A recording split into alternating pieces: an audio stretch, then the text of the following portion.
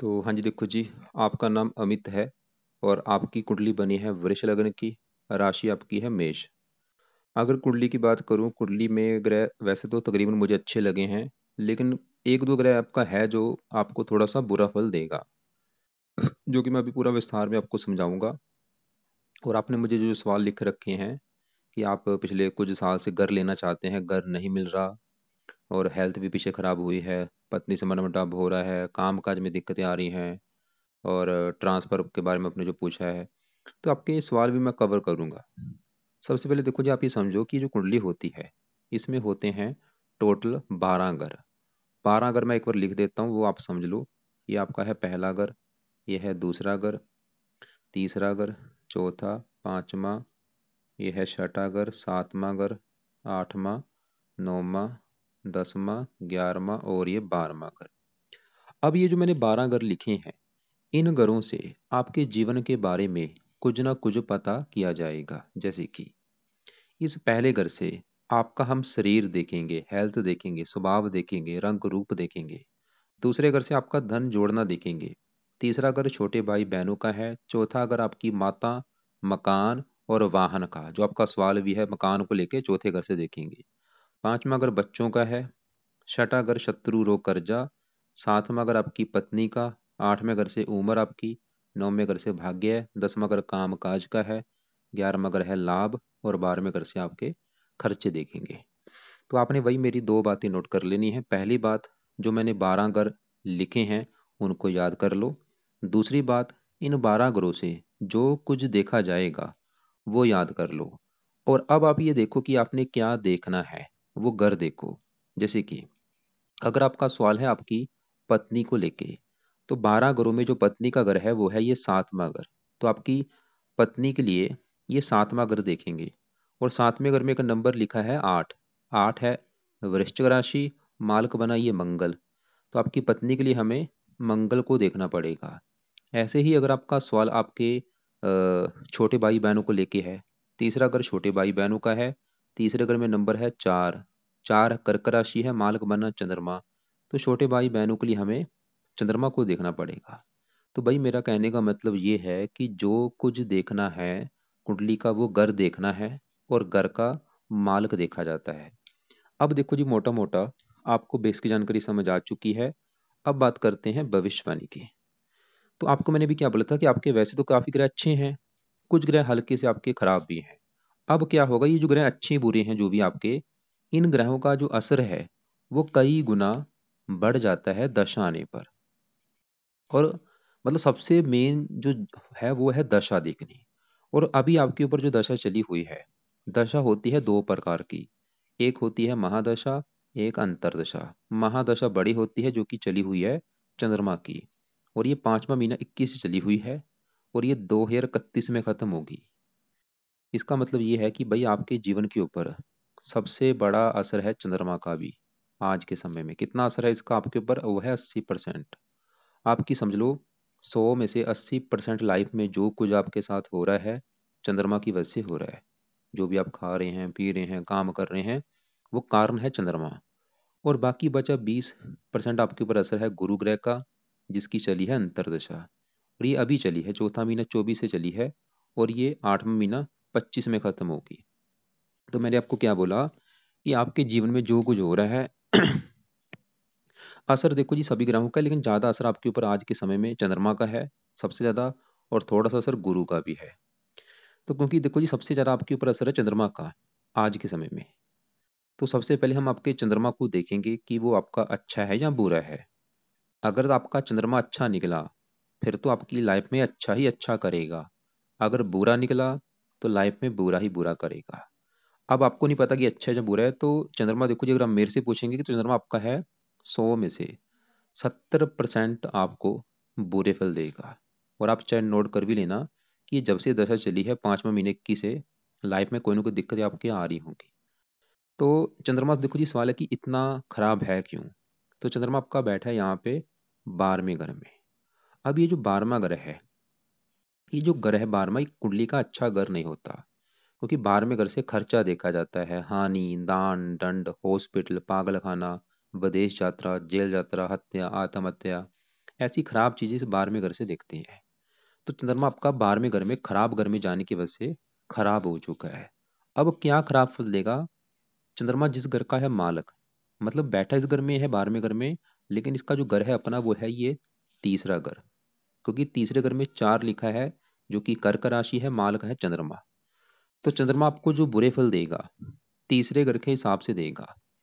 तीसरा घर है छोटे भाई बहनों का घर, छोटी यात्राएं, पराक्रम, उद्यम, मेहनत, साहस, ये चीजें तीसरे घर से देखेंगे। और तीसरे घर में नंबर लिखा है 4, जो कि कर्क राशि, मालक कौन बना? चंद्रमा, जो कि मैंने आपको भाई पहले ही बोला है कि जो कुछ देखना है उस घर का मालक देखा जाता है। तीसरे घर की चीजें तीसरे घर के मालक चंद्रमा से देखी जाएंगी, जो कि 12वें घर में बैठा है खराब घर में। 12वें घर को हानि कहते हैं, ये 12वें घर से हानि देखी जाती है। अब देखो तीसरा घर चला गया 12वें घर, मतलब तीसरा घर है छोटे भाई बहन। छोटे भाई बहन 12वां घर हानि का है, तो आपके छोटे भाई बहनों की हानि करेगा चंद्रमा। अगर आपके कोई छोटे भाई बहन होंगे उसको लेके आएंगी दिक्कतें। छोटा अगर पराक्रम का है, पराक्रम भंग योग बना, आपके पराक्रम में कमी कर देगा, मान हानि भी करेगा। और चंद्रमा आपको आलसी भी बना सकता है। चंद्रमा आपको आंखों में कष्ट भी दे सकता है, खासकर लेफ्ट आंख में। चंद्रमा मन का कारक, आपको मानसिक चिंता भी देगा, मानसिक डिप्रेशन का शिकार भी बनाएगा। सबसे नेगेटिव चीज ये देगा कि 12वां अगर खर्चे का है, आपके खर्चे बढ़ाएगा बहुत ज्यादा। खर्चा धन का भी होगा, व्यर्थ की यात्रा भी कराएगा, और भी लाइफ में मतलब फजूल की भाग दौड़ होना। इसके अलावा देखो जी चंद्रमा माता का भी कारक है, ये माता का बीमार होना या माता से मनमुटाव होना, ऐसी दिक्कतें भी देगा। और चंद्रमा देखो जी इसका पीछे वाला, ये पिछला पिछला और अगला घर खाली, इसे हम केम द्रुम दोष भी कहते हैं, केम द्रुम दोष। तो इसकी वजह से कुछ कारण ऐसे हैं जिसकी वजह से चंद्रमा आपका खराब है। इसकी 7वीं दृष्टि पड़ रही है छठे घर के ऊपर, रोगी भी बनाएगा, शत्रु भी आपके बढ़ा सकता है। लेकिन अब मेन सवाल है कि भाई चंद्रमा की जो दशा चली है इसको अच्छा कैसे किया जाए। आप ऐसे क्या काम करें ये बिल्कुल अच्छा हो जाए, बुरे फल आपको ना मिले। तो इसके लिए आप इसके पहला जो उपाय है वो है सुबह के टाइम चंद कवच का पाठ आपने पढ़ना है। ये पाठ है 2 मिनट का, जहाँ तो इस पाठ को पढ़ना है या इसकी ऑडियो लगा के सुना करो। दूसरा उपाय है चंद स्रोत का पाठ आपने पढ़ना है। 2 पाठ है, दोनों पाठ भाई पढ़ने हैं या इनको सुनना है, टोटल आपके लगेंगे 4 मिनट। तीसरा उपाय चंद्रमा का करना है आपने दान, और ये दान आप हर सोमवार को किया करो।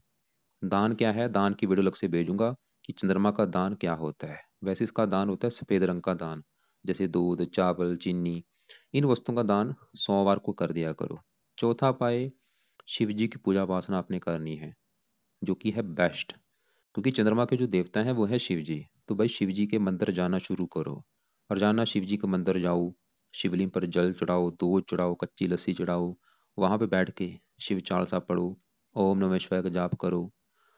इसके अलावा 5वां उपाय अगर आप कर सकते हैं वो है आप सोमवार का व्रत रखा करो। मैं आपको फोर्स नहीं करूंगा, अगर रख सकते हो व्रत रख लिया करो, नहीं भी रखेंगे कोई बात नहीं।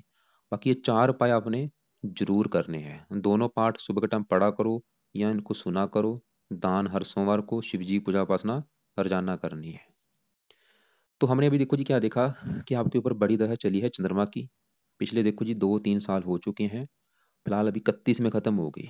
और छोटी दशा आपके ऊपर है गुरु की, और ये अभी चली है 24/4/24 को, मतलब पिछला 1 महीना हुआ है चली हुई है दशा गुरु की, अभी चलिए 1 महीने से, खत्म होगी अगले साल 8वां महीना 25 में। सवाल ये है कि गुरु आपका कैसा है, तो गुरु आपका है बहुत ही अच्छा। लेकिन इससे पहले आपके ऊपर थी राहु की दशा। यहाँ पे आपको मैं दिखाता हूँ, देखो बड़ी दशा अभी चंद्रमा की है, और छोटी दशा भी बृहस्पति की, बृहस्पति मतलब गुरु ग्रह है। लेकिन इससे पहले तो आपकी राहु की दशा देखो, ये राहु वाली दशा कब चली थी, कि 10वां महीना 22 को चली थी, और अभी खत्म हुई है चौथा महीना 24 में, 1 महीने पहले खत्म हो चुकी है।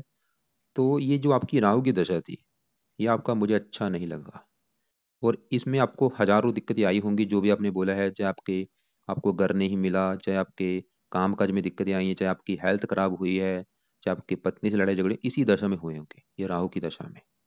ये आपको मैं बताता हूँ ऐसे इसने बुरे फल क्यों दिए हैं, अभी आपको मैं बताऊंगा। ये अभी दशा वैसे चलो छोटी दशा थी, खत्म हो चुकी है, लेकिन जब बड़ी दशा चली उसमें भी दिक्कतें आएंगी। बड़ी दशा चली आगे जाके आएगी 38 में, 38 में चलेगी, 56 में खत्म होगी, 18 साल की दशा।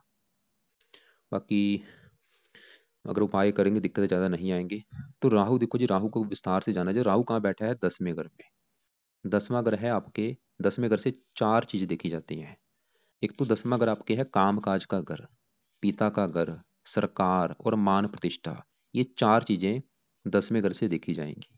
और फार्मूला क्या है? घर का माल्क देखना होता है। तो 10वें घर में नंबर देखो जी, क्या लिखा है? 11 नंबर। 11 है, कुंभ राशि, माल्क बना शनि। तो 10वें घर की चीज़ें हम शनि से भी देखेंगे। और शनि के अलावा 10वें घर में राहु बैठा है, राहु को भी देखा जाएगा। अब जो राहु है वो 10वें घर में बैठा है शनि के घर में। शनि इसका है मित्र। ये अपने दोस्त के घर में बैठा है, जो कि एक अच्छी बात है। भाई ये जो ग्रह होते हैं, अगर ये अपने घर में बैठे हैं बहुत ही अच्छे हैं। अगर ये अपने दोस्त के घर में बैठे हैं फिर भी अच्छे फल देते हैं। लेकिन अगर ये दुश्मन के घर में बैठे हैं अच्छे फल नहीं देते। नीच के बैठे हैं अच्छे फल नहीं देते। अब आपका देखो जी, राहु दिख रहा है कि 10वें घर में बैठा है, मित्र राशि में, अच्छे फल देगा। तीन दृष्टियां हैं, पांचवी पड़ेगी दूसरे घर के ऊपर, यहाँ पे उच्च राशि है, दूसरे घर का अच्छा कर देगा। नौवीं पड़ेगी छठे घर के ऊपर, यहाँ पे मित्र राशि इस घर का अच्छा कर देगा। लेकिन इसको समझना काफी मुश्किल है, क्योंकि जो ये जो दिखता है वो होता नहीं। मतलब राहु 10वें घर में बैठा है काम काज के घर में। क्योंकि मैंने आपको अभी पिछले क्या दिखाया था, पिछले एक डेढ़ साल से आपके ऊपर थी राहु की दशा। आप फेस करना, क्योंकि एक होता है बताना, वैसे मैं आपको बोल दूं कि राहु अच्छा है। लेकिन मेन होता है प्रैक्टिकल करना। आपने अभी प्रैक्टिकल किया पिछले एक डेढ़ साल से कि आपको काफी दिक्कतें आई। इसका मतलब राहु ने आपको अच्छा फल नहीं दिया। इसने अपनी दशा में आपको बुरा फल दिया। क्या बुरा फल दिया? 10वां घर है काम काज का। काम काज में दिक्कतें पैदा करेगा।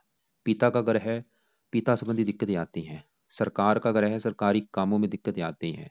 मान प्रतिष्ठा में कमी करता है। और दूसरे घर को देखा, धन को लेकर चिंता। सबसे ज्यादा जो बुरा फल राहु आपको देगा, सातवीं दृष्टि पड़ेगी चौथे घर के ऊपर। चौथे घर में 5 लिखा है, ये है सूर्य का घर। तो राहु सबसे ज्यादा अगर आपको इसने बुरे फल दिए हैं अभी दशा में, ये चौथे घर का इसने सत्यानाश किया है। चौथा घर है माता, मकान, वाहन, भूमि, जमीन, जायदाद। इनको लेकर दिक्कतें पैदा करेगा। छठे घर को देखेगा, रोगी बनाएगा, शत्रु बढ़ाएगा। तो मैंने अभी क्या बोला, राहु की दशा भाई निकल चुकी है। वो आपका बुरा समा जो था वो निकल चुका है। फिर भी आप इसके उपाय जरूर करो अभी। लेकिन अच्छी बात है कि ये राहु आपका 0 डिग्री का बैठा है, बल ही नहीं है इसमें। अगर बल ज्यादा होता बुरे फल बढ़ जाने थे। बुरे फल है कम, क्योंकि ये बलहीन है। फिर भी आपने राहु के उपाय करने हैं। क्या उपाय हैं? तो पहला इसके देखो जी, इसके अभी आपको मैं उपाय बताता हूँ, लेकिन पहले मैं आपकी इस केतु ग्रह को भी कवर कर दूं एक बार। क्योंकि आपका जो सवाल है वो है घर को लेके, जो मेन आपने बोला कि मैं घर लेना चाहता हूँ, घर क्यों नहीं मिल रहा मुझे, क्यों दिक्कत आ रही है। ये जो चौथा घर है, गौर से समझो। चौथा घर, चौथे घर से देखा जाता है माता का सुख। अगर आपकी माता का सुख देखना है, चौथा घर देखना पड़ेगा। चौथा घर आपके है मकान का घर। आपके पास घर कैसा होगा? चौथे घर से। वाहन कैसा होगा? चौथे घर से देखेंगे। भूमि, जमीन, जायदाद, नौकर चाकर, चौथे घर से।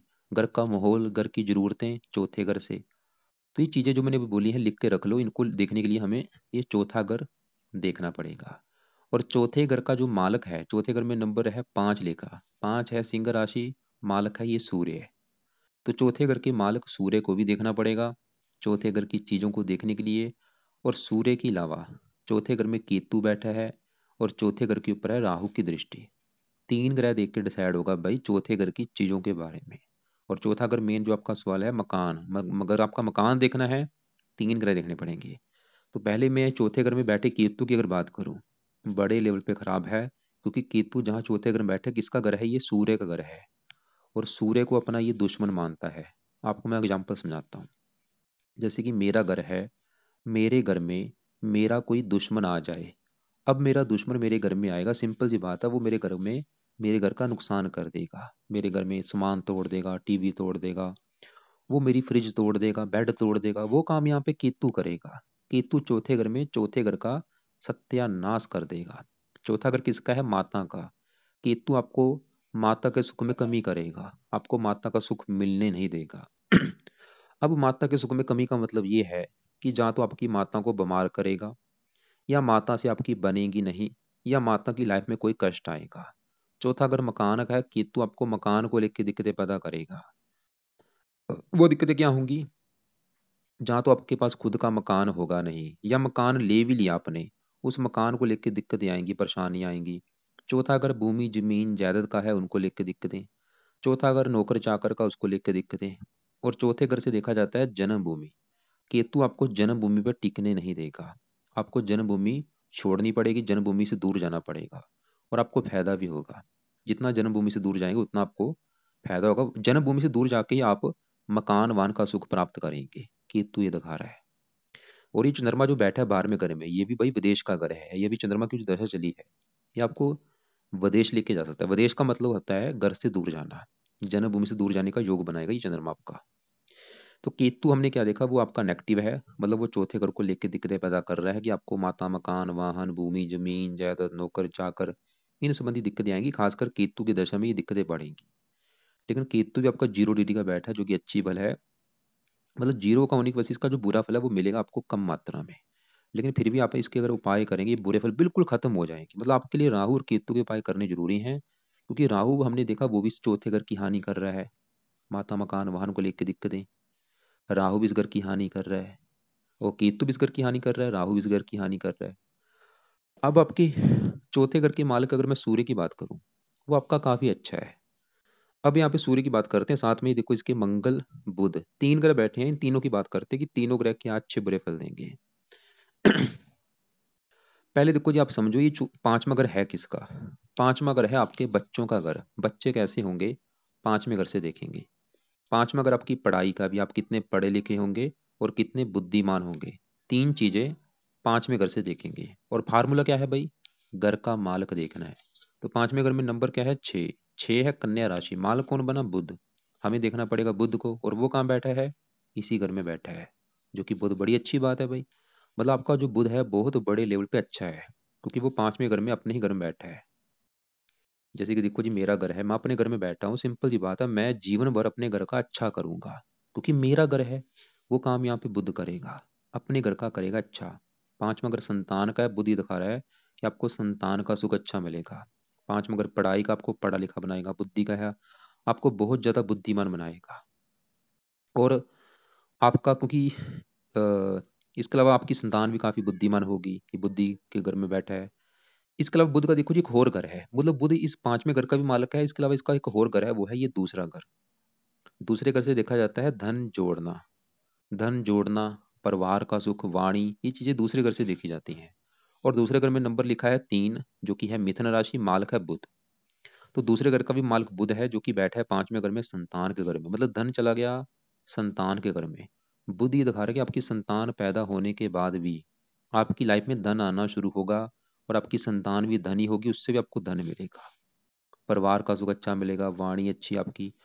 और आप वाणी से जुड़े कामों से भी धन कमाएंगे, जिसमें वाणी की जरूरत होती है उससे जुड़े कामों से भी आप धन कमाएंगे। तो आपकी देखो जी बुध की दशा काफी अच्छी है, बुध आपका अच्छा है। अब इसी घर में बुध के साथ देखो जी बैठा है सूर्य है।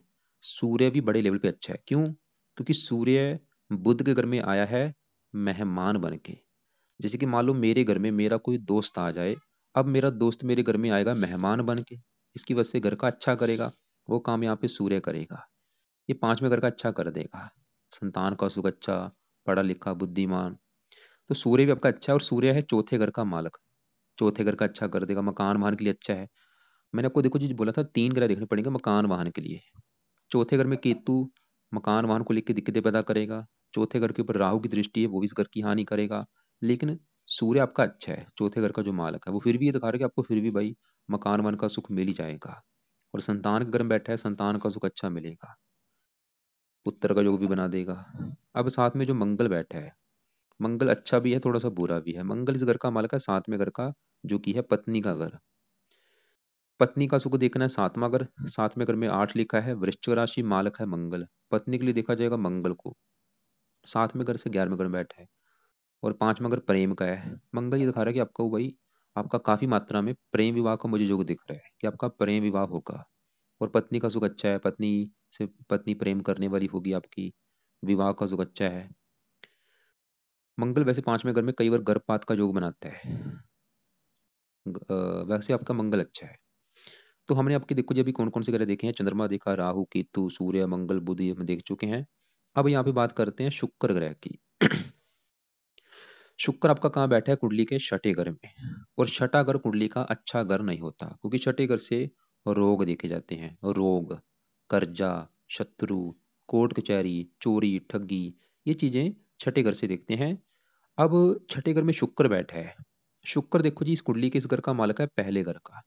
और पहला घर सबसे मेन घर, जैसे अभी अभी आपको मैंने 12 घर बोले हैं कि सातवां घर पत्नी का है, पांचवा बच्चों का है, चौथा माता का है, तीसरा छोटे भाई बहनों का है। ऐसे ही भाई पहला घर आपका घर है, आप जो है अमित है, अमित कैसा होगा, मतलब आपके बारे में अगर जानना है पहले घर से जाना जाएगा कि आपका शरीर कैसा होगा, रंग रूप कैसा होगा, पर्सनैलिटी कैसी होगी, स्वभाव कैसा होगा, पहले घर से। और पहले घर में क्या लिखा है, दो। दो है वृष राशि, माल कौन बना, शुक्र। तो आपके बारे में जानने के लिए हमें शुक्र को देखना पड़ेगा। और शुक्र कहाँ बैठा है, यहाँ पे छठे घर में। छठा घर किसका, रोग, मतलब आपका देखो पहला घर शरीर है, शरीर चला गया छठे घर में और रोग के घर में। शुक्र आपको रोगी बनाएगा।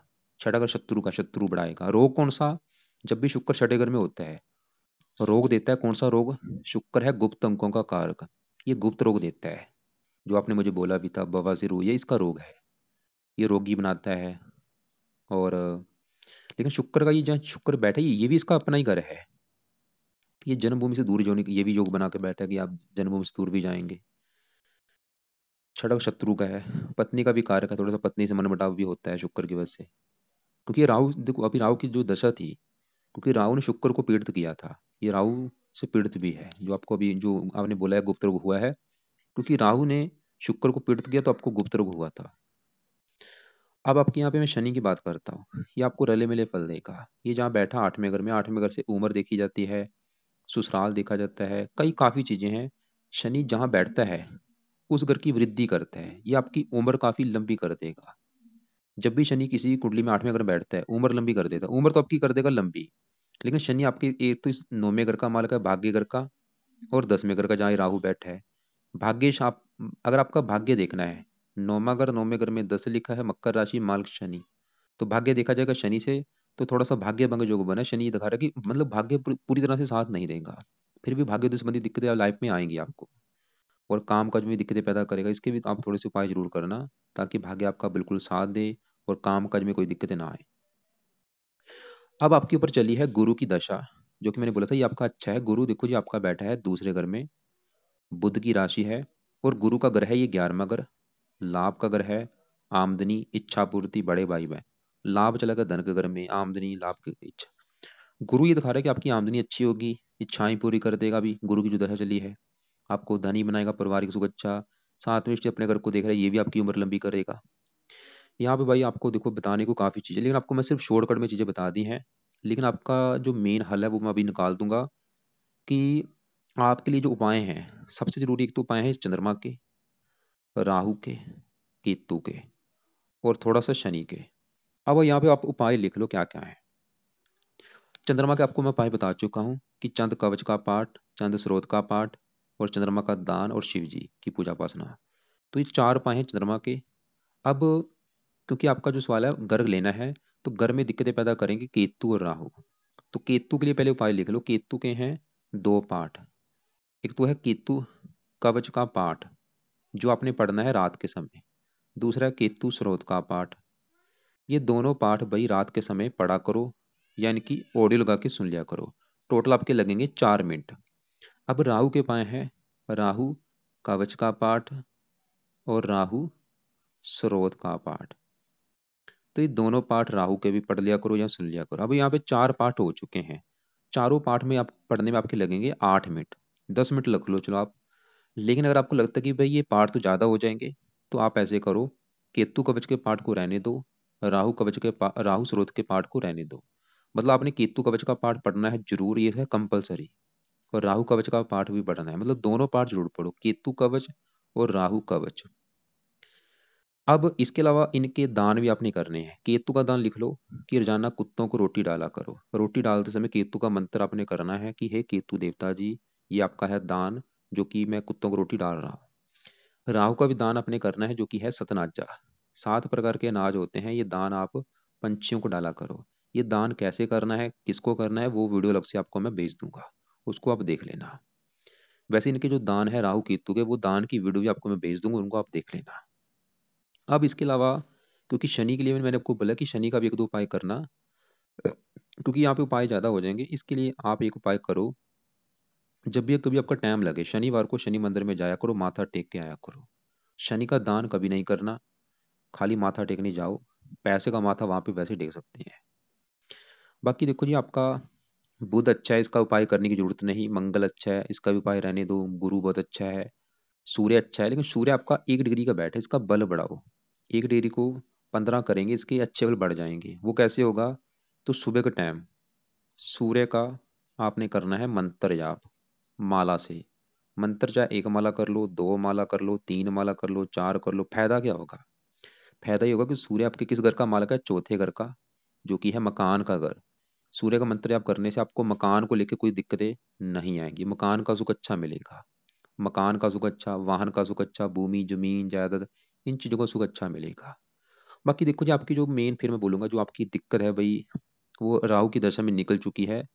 जो भी आपकी दिक्कतें आई थी, अभी राहु की दशा खत्म हो चुकी है, कोई डरने की बात नहीं। अभी गुरु की दशा है, ये समय अच्छा है। लेकिन एक और बात, क्योंकि देखो जी, चंद्रमा के आपको तो मैंने उपाय बता दिए हैं। गुरु के, अभी गुरु की दशा है, ये तो वैसे अच्छा है, लेकिन गुरु के भी आपने 2 पाठ पढ़ने हैं, ताकि ये दशा आपकी और अच्छी जाए। जो कि है गुरु कवच का पाठ और गुरु स्रोत का पाठ। गुरु कवच, गुरु स्रोत। तो एक बार मैं अभी रिपीट करता हूँ, मैंने आपको क्या क्या उपाय बोले हैं। पहले देखो जी, सुबह के उपाय समझ लो। सुबह के आपने सुबह के टाइम क्या क्या करना है। सुबह के टाइम आपने करना है, सोमवार से स्टार्ट करो, चंद्रमा का कवच का पाठ और चंद्र स्रोत का पाठ। दोनों पाठ सुबह के टाइम पढ़ने हैं, या इनको ओडियो लगा के सुना करो। सोमवार से स्टार्ट करके रोजाना पढ़ने हैं या रोजाना सुनने हैं। और सुबह के टाइम ही आपने सूर्य का मंत्र जाप करना है माला से। ओम गृणी सूर्य नमः, ये मंत्र है। कब तक करना है? अभी करो, जब तक आपको घर नहीं मिल जाता ये मंत्र करा के। और सूर्य का मंत्र खत्म होने के बाद ये बोला करो कि सूर्य देवता जी, मेरे घर लेने में जो दिक्कतें आ रही वो ना आए, मुझे घर का सुख मिले। और सुबह के टाइम ही गुरु कवच का पाठ, गुरु स्रोत का पाठ पढ़ना है या सुनना है। ये गुरुवार से स्टार्ट करना। गुरु मतलब बृहस्पति कवच, बृहस्पति स्रोत। और ये पाठ कब तक पढ़ने हैं? जब तक आपकी ये दशा है 8वां महीना 25 तक, उसके बाद इनको छोड़ देना। और रात के समय केतु कवच, राहु कवच, दोनों पाठ पढ़ने हैं या इनको सुन लिया करो। हो सके साथ में केतु स्रोत का पाठ भी, कि राहु स्रोत का पाठ भी पढ़ लिया करो, सुन लिया करो। अभी इस वाले की ये पाठ कब तक पढ़ने हैं? जब तक आपको घर नहीं मिल जाता, उसके बाद चाहे छोड़ देना। इनके जो दान है वो भी करने हैं। केतु का दान हो गया, राहु का दान हो गया। और बाकी देखो जी, अ, फिर भी कोई बात समझ ना लगी हो या कुछ पूछना हो, कॉल करके आप मुझे पूछ लेना। कॉल आप मुझे करना दोपहर 1-2 के बीच में, या शाम 5-6 के बीच में कॉल करके पूछ लेना।